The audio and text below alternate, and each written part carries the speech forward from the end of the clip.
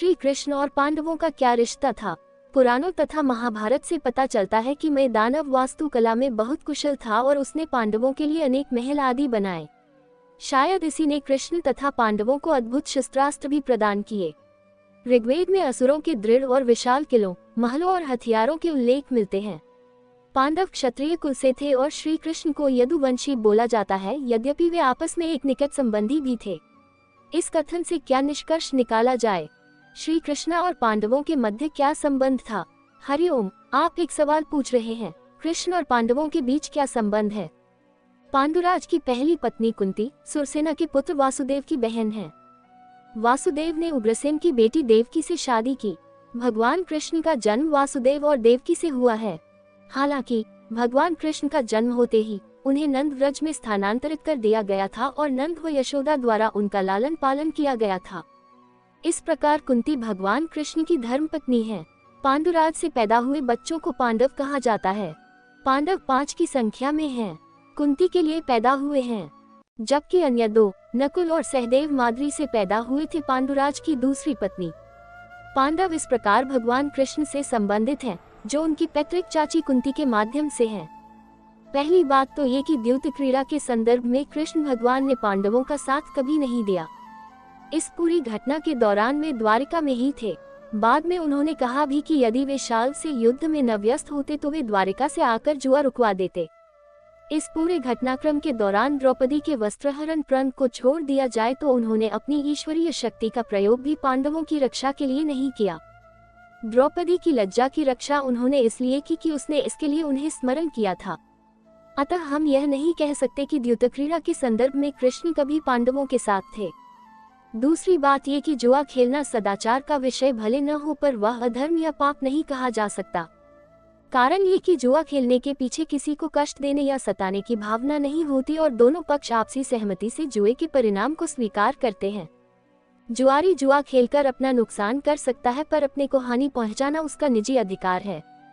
यही कारण है कि पश्चिमी देशों में जुआ और सट्टेबाजी को वैध माना जाता है, इसे अपराध नहीं माना जाता। तीसरी बात ये कि द्यूत क्रीड़ा में युधिष्ठिर या पांडवों की भूमिका दुर्योधन और उसके सहायकों की भूमिका के समान नहीं थी। द्यूत क्रीड़ा की पूरी योजना दुर्योधन की मंडली ने तैयार की थी और युधिष्ठिर अपनी अनिच्छा के बावजूद जुआ खेलने को इसलिए तैयार हुए कि राजाओं के समाज में जुआ के निमंत्रण को ठुकराना अनुचित माना जाता था और वे धृतराष्ट्र जैसे आदरणीय संबंधियों की आज्ञा को अस्वीकार नहीं कर सकते थे। इस परिस्थिति में ये कहना कि जुए के लिए पांडवों का भी कौरवों के समान उत्तरदायित्व था उचित नहीं है।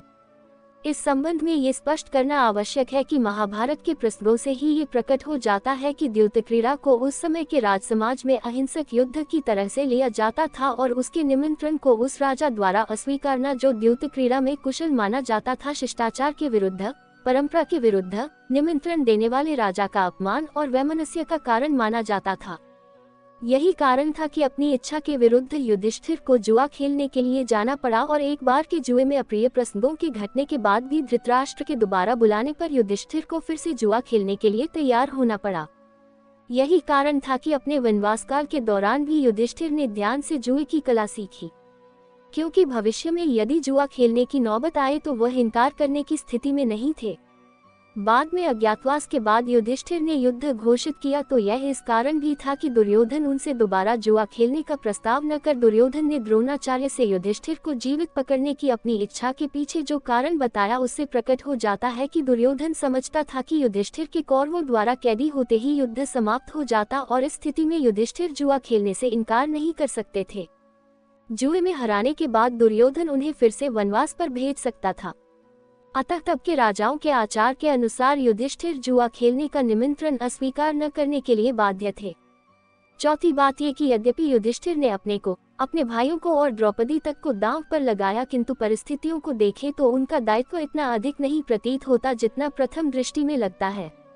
एक तो वह शकुनी के उकसावे में दांव लगाते जा रहे थे, दूसरी यह कि उन्हें पूरी उम्मीद थी कि अंत में विजय उनकी ही होगी और इस घटना का सुखद समापन होगा। तीसरी यह कि वह समझ रहे थे कि जुए में खेलने से इनकार कर देना शिष्टता के विरुद्ध होगा और इससे पांडवों और कौरवों के बीच नया तनाव पैदा हो सकता है।